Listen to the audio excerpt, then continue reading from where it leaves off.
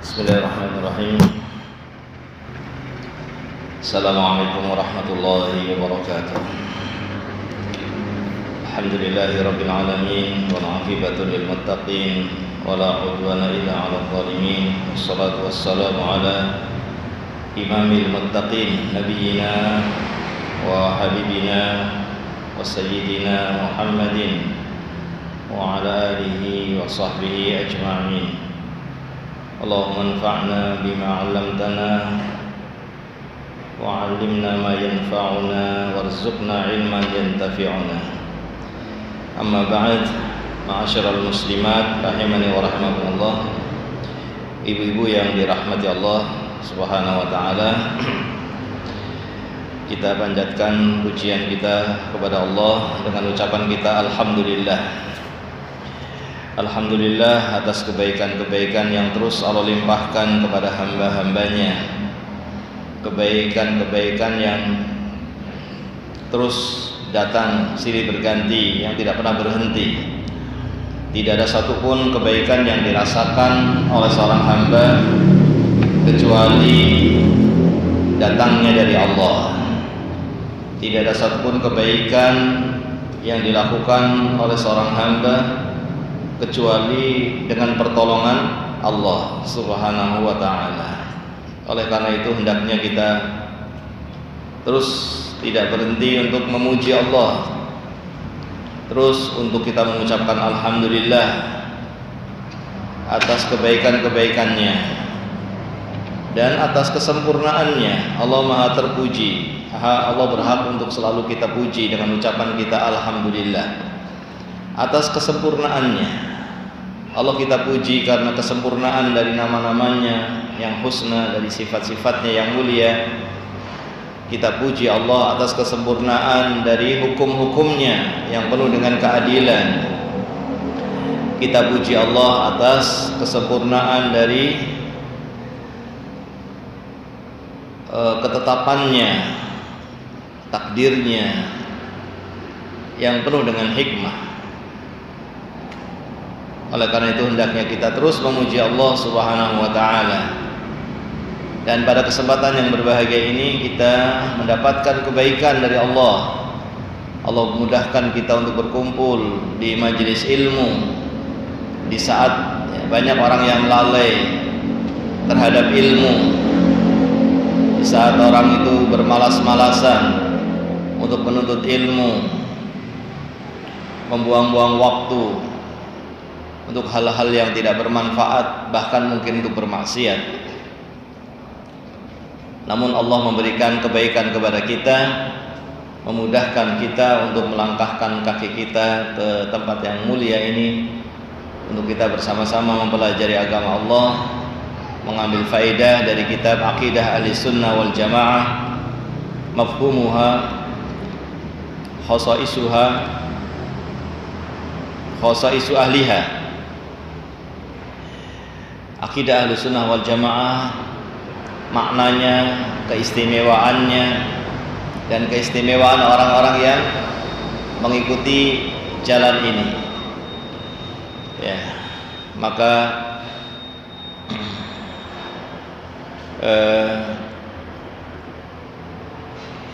ini tentunya kebaikan yang besar yang Allah berikan kepada kita, yang harus kita bersyukur atas kebaikan ini dengan kita berusaha memohon kepada Allah agar diberi pertolongan untuk bisa ikhlas, untuk semata-mata mencari ridhonya Allah, untuk semata-mata mengharapkan balasan di akhirat kelak, untuk mendapatkan kebaikan yang sangat kita butuhkan dari Allah Subhanahu wa ta'ala, terlebih di akhirat nanti. Oleh karena itu kita bersyukur atas nikmat ini dengan kita memohon kepada Allah yang telah memudahkan kita untuk berkumpul. Mudah-mudahan juga diberi pertolongan untuk bisa ikhlas, dan mudah-mudahan ilmu yang sampai kepada kita Allah jadikan sebagai ilmu yang bermanfaat. Amin. Kemudian ibu yang dirahmati Allah Subhanahu wa taala, kita sampai pada pembahasan dari kitab ini tentang keistimewaan orang-orang yang di atas jalan Ahlus Sunnah. Kalimat Ahlus Sunnah ini bukan kalimat yang ringan. Kalimat salafiyah, mengikuti para salafus soleh, bukan kalimat yang ringan, bukan hanya sekedar ngaku-ngaku. Maka kita ingin tahu bagaimana keistimewaannya agar kita bisa berhias dengan keistimewaan mereka. Di antaranya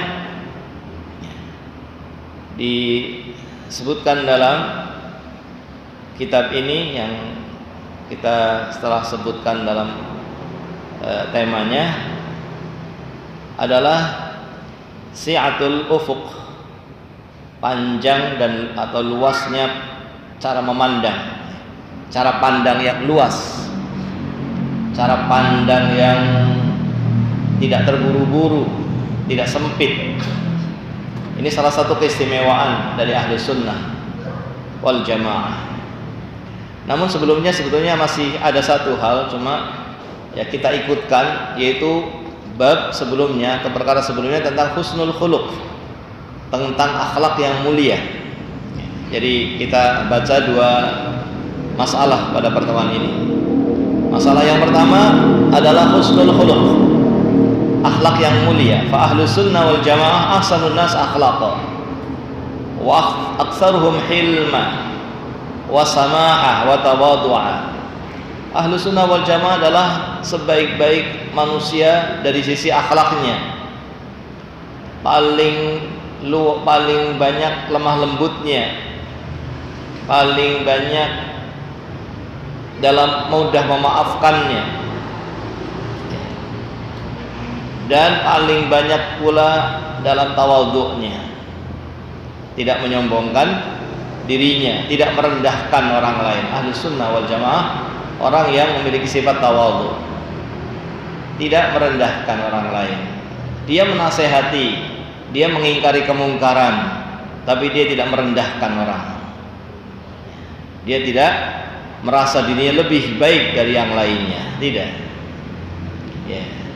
Dengan semangatnya menuntut ilmu, dengan semangatnya mengamalkan ilmu, dengan semangatnya menasehati orang, melakukan amar ma'ruf nahi munkar, namun tetap tawadhu, tetap merasa dirinya belum sempurna, tetap merasa dirinya tidak lebih baik dari yang lainnya. Ini ahlus sunnah wal jamaah. Wa ahrasuhum da'watan ila makarimil akhlak, dan orang-orang yang paling semangat dalam mengajak kepada akhlak yang mulia. Akhlak yang mulia bagian dari agama yang kadang jika dilanggar itu terjatuh pada dosa besar. Ya. Jadi akhlak ini bukan masalah yang remeh, masalah yang besar. Ahlus sunnah sangat bersemangat dalam mengajak orang kepada akhlak yang mulia, karena pelanggaran kepada akhlak yang mulia bisa jadi terjatuh kepada dosa besar. Maka ahlus sunnah semangat dalam mengajak kepada akhlak yang mulia, wa mahasinil a'mal. Di samping mengajak pada makarimil akhlak, juga pada mahasinil a'mal, pada amal-amal yang baik. Wa hum ya'taqidun, mereka ahlus sunnah meyakini anna akmalan nasa imanan ahsanuhum akhlaqa.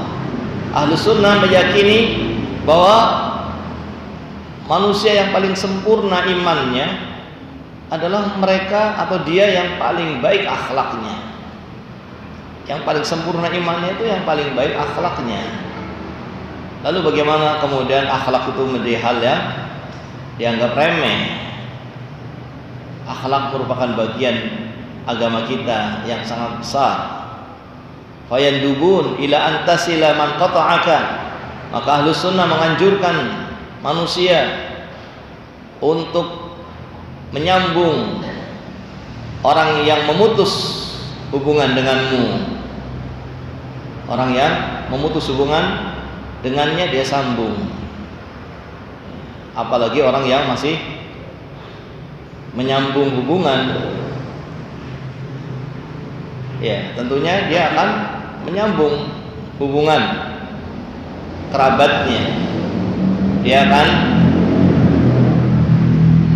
menyambung kekerabatan, tidak memutus kekerabatan. Ini bagian dari akhlak. Dan ini jika dilanggar terjatuh pada dosa besar. Nabi SAW bersabda, la yadkhulul jannah qati'un, tidak akan masuk surga orang yang memutus kekerabatan. Ya.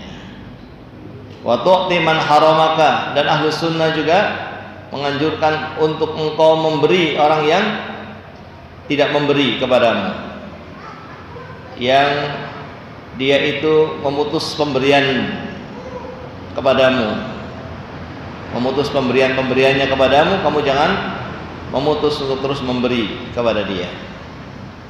Wa ta'fu amman dhalamaka, dan ahlu sunnah menganjurkan agar engkau memaafkan orang yang berbuat dolim kepadamu.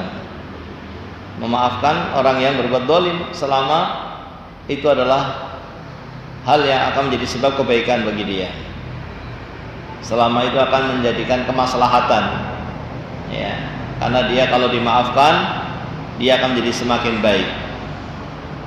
Kalau dimaafkan akibatnya baik, maka maafkan meskipun ya kita terdolimi. Nah, maka kedoliman kita, hak kita yang tidak ditunaikan oleh dia, kita sabari, sementara kita terus meminta kepada Allah kebaikan-kebaikan, bukan meminta kepada dia, menuntut kepada dia untuk memenuhi hak kita. Ya, kita mengingatkan agar dia menunaikan hak orang lain, tetapi ketika dia belum menunaikannya, kita bersabar dan kita meminta kepada Allah, ya, agar Allah memberikan kebaikan kepada kita, dan tidak kita kemudian membalas apa yang dilakukan oleh orang lain dari kejelekan dengan kejelekan yang semisalnya. Wa ya'muruna bi birril walidain, dan ahlu sunnah memerintahkan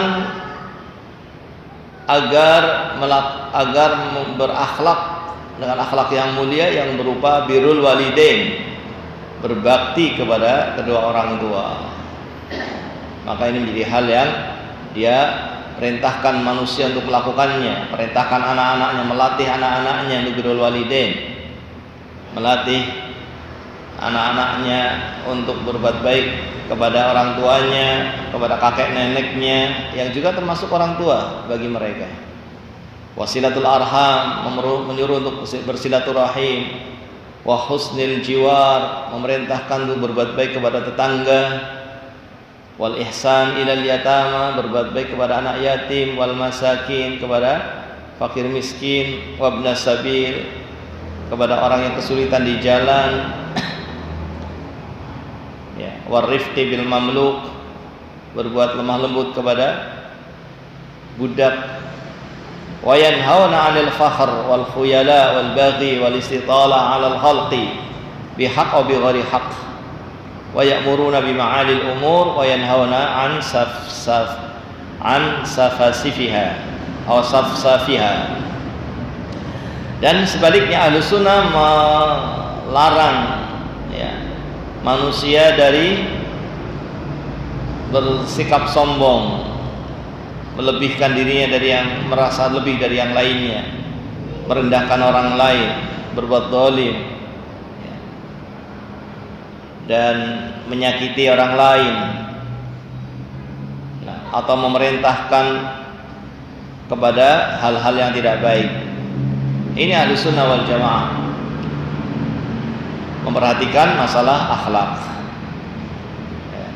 yang tentunya sebagaimana telah kita pahami, tentunya semua ini dibangun di atas keikhlasan, dan dibangun di atas mengikuti Rasulullah SAW, dibangun di atas tauhid. Karena kalau akhlaknya baik tapi tidak bertauhid, akhlaknya baik tapi meremehkan tauhid, maka bukan ahlus sunnah. Karena apa artinya akhlak yang baik kalau orang itu tidak beriman? Apa artinya akhlak yang baik kalau orang itu tidak di atas tauhid? Kalau dia berbuat kesyirikan misalnya. Kesyirikan itu adalah kedzaliman yang paling besar, yang jika tidak dibangun di atas tauhid, masih berbuat kesyirikan, maka kebaikan-kebaikan yang lainnya tidak ada artinya. Tentunya ini semuanya dibangun di atas keikhlasan, di atas tauhid, sebagaimana pembahasan yang telah kita ketahui. Kemudian ibu-ibu yang dirahmati Allah Subhanahu wa taala, berikutnya adalah si'atul ufuq. Ahlus sunnah wal jamaah jauh pandangannya. Fahum awsa'un nas ufuqa. Ahlus sunnah adalah orang yang paling jauh dalam pertimbangannya, dalam memandang segala perkaranya. Wa ab'aduhum nadhara, paling jauh cara pandangnya. Wa arhabuhum bil khilaf sadra, yang paling lapang dadanya dengan adanya perselisih, dengan adanya perbedaan. Ya. Wa aktsaruhum lil ma'adzir iltimasa, dan paling mudah, paling banyak memberikan udzur, mencari udzur ya, untuk saudaranya. Kita cari udzur artinya kita berprasangka baik. Oh, barangkali dia demikian, barangkali dia demikian, dari udzur-udzur yang diterima, sehingga kita berusaha untuk mencari alasan yang baik, kenapa dia tidak datang, kenapa dia tidak tepat waktu. Kita cari udzur. Oh, barangkali dia punya udzur ini, dia barangkali di jalan macet, barangkali dia itu harus berbuat baik ini dulu, barangkali dia harus mengantar ibunya dulu, barangkali dia harus birrul walidain dulu sehingga terlambat, barangkali dia harus mencari, bahkan disebutkan dalam asar, mencari sampai 70 alasan supaya tidak disalahkan, supaya kita tidak menyalahkan saudara kita. Cari alasan supaya kita tidak menyalahkan saudara kita. Nah, ya. Wala ya'nafun min sima'il haqq. Ahlus sunnah wal jamaah tidak sombong dari mendengarkan kebenaran, tidak menolak untuk mendengarkan kebenaran, ya, karena dia tahu bahwa ini adalah perkara yang menghalangi masuk surga. Perkara yang menghalangi seseorang masuk surga diantaranya adalah menerima, kalau dia menolak kebenaran. Nabi SAW mengatakan, la yadkhulul jannah man kana fi qalbihi mithqala dzarratin min kibrin. Tidak akan masuk surga orang yang di dalam hatinya masih ada kesombongan meskipun sangat kecil. Para sahabat bertanya, apa itu kesombongan? Kemudian Nabi SAW mengatakan bahwa kesombongan adalah batarul haq wa ghamtun nas. Kesombongan itu menolak kebenaran dan merendahkan orang lain. Saya lupa apakah Nabi ditanya atau lebih memberitakan. Yang jelas Nabi memberitakan bahwa kesombongan adalah menolak kebenaran. Bahkan menolak kebenaran ini bisa jadi menjadi kekufuran kalau dia menolak seluruh kebenaran, sebagaimana yang terjadi pada tokoh-tokoh kafir. Tokoh-tokoh kafir itu bukan orang-orang yang tidak tahu kebenaran, tapi mereka menolak setelah mengetahui kebenaran. Dan yang ditolak seluruhnya seperti Yahudi, Nasara, menolak kebenaran yang dibawa oleh Nabi Muhammad SAW. Dalam keadaan mereka tahu siapa Nabi Muhammad SAW, telah diberitakan di dalam kitab mereka. Maka menolak kebenaran yang dilakukan oleh Yahudi dan Nasara membuat mereka kafir. Jadi menolak kebenaran itu bisa berupa kekafiran, bisa mengeluarkan orang dari keislaman. Meskipun juga ada juga menolak kebenaran yang itu sifatnya pada beberapa jenis kebenaran dia tolak. Nah, ini kesombongan yang menyebabkan atau menghalangi dia untuk masuk surganya Allah Subhanahu wa ta'ala. Maka hendaknya kita tidak memiliki sikap ini, ya. Karena jauhnya pandangan ahlu sunnah, maka mereka tidak menolak untuk mendengarkan kebenaran. Wala takhruj suduruhum min qabulihi, ya. Dan tidak keluar dada-dada mereka dari menerima kebenaran. Siap untuk menerima kebenaran. Kebenaran adalah yang dicari. Kebenaran itu adalah barang hilang yang dia cari. Bagaimana orang ketika mencari barang yang hilang? Maka ketika ada kebenaran, itulah barang yang hilang yang selalu dia cari. Sehingga maksudnya adalah kebenaran. Yang diinginkan adalah kebenaran. Ya. Wala yastankifun minar ruju' ilaihi wal akhdhi bihi, dan tidak menghalangi dirinya untuk kembali kepada kebenaran, tidak menghalangi dirinya untuk rujuk, bertobat dari kebenaran. Ketika tahu dirinya salah, maka dia pun tidak malu atau tidak ragu untuk kembali kepada kebenaran, untuk mengatakan bahwa apa yang kemarin saya lakukan salah, yang kemarin saya ucapkan salah, ya. Maka kemudian dia memperbaiki dirinya. Ini karena sebab pandangan dia yang jauh, cara pandangnya yang jauh.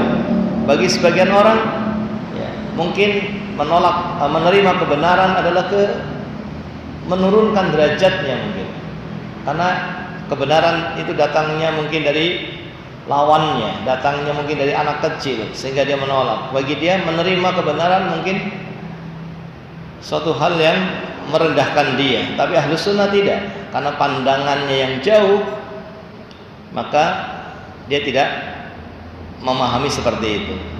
Meskipun datangnya dari anaknya, tapi itu kebenaran, maka dia terima. Meskipun datangnya dari perempuan, istrinya, dia terima. Meskipun datangnya dari orang yang di bawah dia ilmunya, maka dia pun terima. Nah, karena pandangan yang jauh yang ada pada dirinya. Kemudian juga summa innahum la yulzimunan nas bistihadatihim. Mereka tidak mengilzam manusia dengan istihad mereka. Jadi ahlu sunnah itu tidak mengilzam manusia dalam perkara-perkara yang sifatnya karena pandangan, karena beda pandangan, ya, karena beda pandangan. Dan ini pasti terjadi pada manusia karena memang kemampuan memandangnya tidak sama, kemampuan berpikirnya tidak sama, ya, cara berpikirnya tidak sama. Maka ini menjadi hal yang menjadi tabiat manusia, akan memiliki cara pandang yang berbeda, memiliki pendapat yang berbeda. Maka Ahlussunnah tidak memaksakan orang untuk mengikuti pendapat, selama itu adalah pendapat, selama itu adalah ijtihad dia, ya, maka dia tidak akan paksakan kepada orang lain. Ini Ahlussunnah wal Jamaah. Karena Ahlussunnah wal Jamaah jauh pandangannya, dia ngerti bahwa ini sesuatu yang jika dipaksakan, tentu yang terjadi adalah sesuatu yang tidak baik. Karena ini suatu tabiat, satu hal yang sudah menjadi ketetapan Allah bahwa manusia memiliki cara pandang yang berbeda, memiliki akal yang tidak sama, kecerdasannya tidak sama, cara berpikirnya. Jadi dia melihat bahwa dirinya itu bukan Islam, tapi dirinya adalah Muslim. Bedakan antara Islam dengan Muslim. Dia melihat dirinya itu bukan Islam, dia melihat dirinya itu Muslim. Ya, dan Muslim itu punya kekurangan, berbeda dengan Islam. Islam itu maksum, tidak ada kesalahan, tapi dirinya bukan Islam, dirinya Muslim. yang punya kekurangan, yang punya kesalahan, sehingga dia tidak akan memaksakan orang lain untuk mengikuti dirinya. Ya, ibarat makanan lah, ibarat makanan, ada yang suka ini, ada yang tidak suka ini. Ya. Mungkin di dalam rumah tangga pun suami mendapati istrinya tidak suka ini, padahal dia suka itu. Mendapati anaknya suka ini, dia tidak suka itu. Maka dia tidak bisa memaksa. Kamu harus makan ini, kalian harus makan ini, apalagi sudah beda tempat, mungkin apalagi beda negara, yang memang kebiasaannya tidak sama, makanannya tidak sama, minumannya tidak sama, kesukaannya juga tidak sama. Maka ini namanya ijtihad, perkara yang sifatnya berkaitan dengan pandangan, cara pandang, pendapat. Maka Ahlussunnah karena jauhnya pandangan mereka tidak mengharuskan orang untuk mengikuti pendapatnya. Ya, jangankan kita ya, yang akalnya mungkin biasa saja, ilmunya juga biasa saja. Para imam-imam madhab dalam istihad mereka, imam yang 4 misalnya, dalam beristihad berbeda-beda antara satu dengan yang lain. Apakah mereka memaksakan yang lainnya untuk mengikuti dirinya? Tidak ada. Semua imam mengajak manusia untuk mengikuti yang maksum, mengikuti jalannya Rasulullah Sallallahu Alaihi Wasallam. Bahkan Imam Syafi'i mengatakan, kalau saya salah pendapatnya, buang pendapat saya, lemparkan ke tembok. Ya. Maka Ahlussunnah wal Jamaah tidak memaksa orang untuk sama dengan dia, terutama dalam masalah hal yang sifatnya ijtihad, ya, cara pandang yang sifatnya pendapat, ya. Maka ini Ahlussunnah wal Jamaah. Wala yudallilun kullaman khalafahum, tidak menyesatkan semua yang berbeda dengan dia, tidak menyesatkan dalam masalah apa kemudian seseorang bisa disesatkan, dan siapa yang berhak menyesatkan. Apakah memang dia adalah orang yang diperintahkan oleh Allah, punya kewenangan untuk menyesatkan? Kalau tidak, maka serahkan kepada yang berhak. Siapa yang berhak untuk membantah? Siapa yang punya kewenangan untuk mengatakan fulan sesat? Tidak setiap orang melakukannya, ya. Dan tidak setiap masalah yang salah kemudian dikatakan sesat. Ahlussunnah wal Jamaah misalnya khilaf tentang siapa yang lebih afdol antara sahabat Utsman dengan sahabat Ali.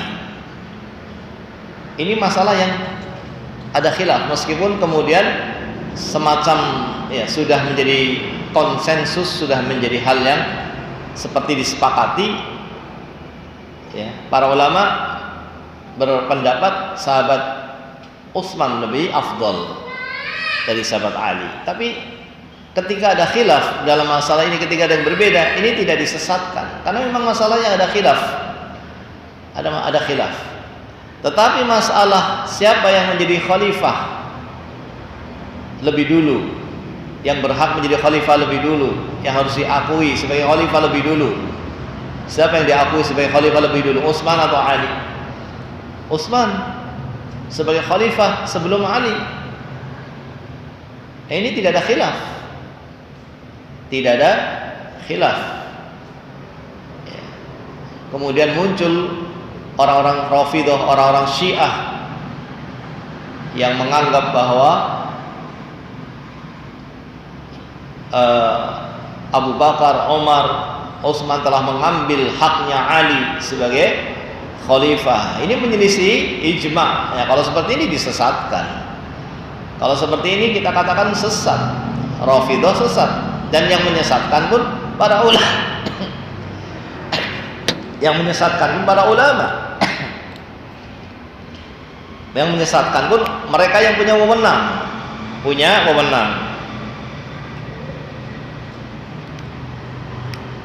Adapun kita, maka kita bertanya kepada para ulama, kita mengikuti jalannya para ulama, kita membaca kitab-kitab para ulama, kita sibuk dengan menuntut ilmu, mencari kebenaran, mengamalkan kebenaran.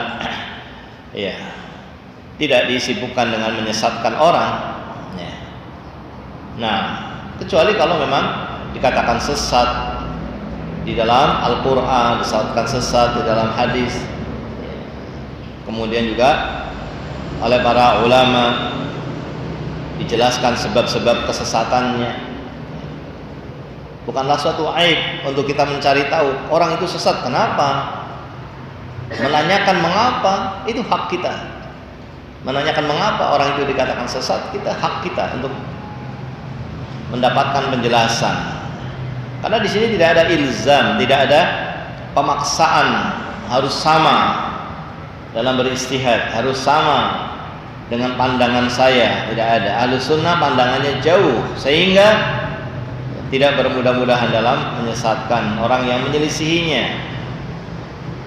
Wala tadiq aqta'uhum fil umur al-istihadiyah,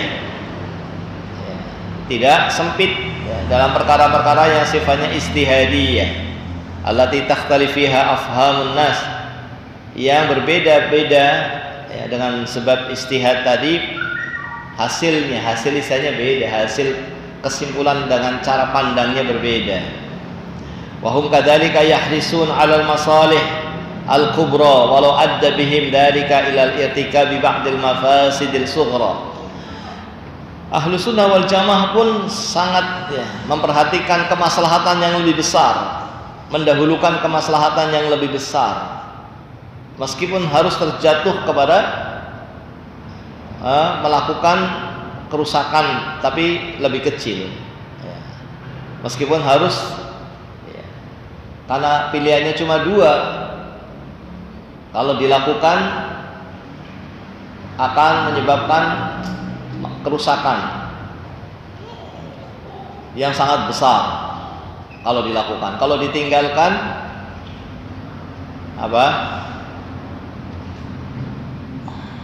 akan menyebabkan, kalau dilakukan menyebabkan efek negatif yang besar.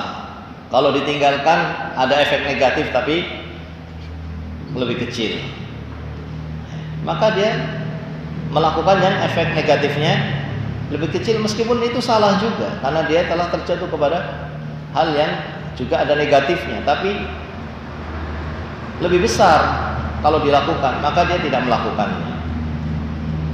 Apalagi kalau terkait dengan masalah antara sunnah dan wajib.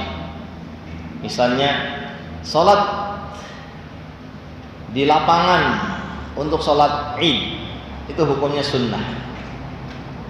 Sementara kaum muslimin di tempat itu dari dahulu bersama pemerintahnya, bersama aparat desanya selalu melakukan di masjid. Maka apakah perlu kita membuat baru untuk menjalankan sunnah?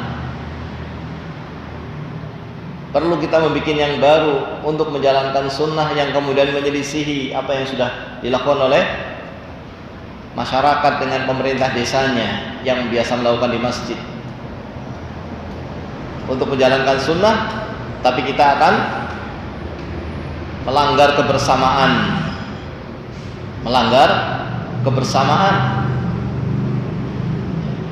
Maka tentunya di sini kebersamaan didahulukan, karena wajib untuk kita bersatu, wajib untuk kita menjaga persatuan, meskipun dengan meninggalkan yang sunnah terpaksa, daripada kemudian kita melakukan yang sunnah menyebabkan perpecahan, menyebabkan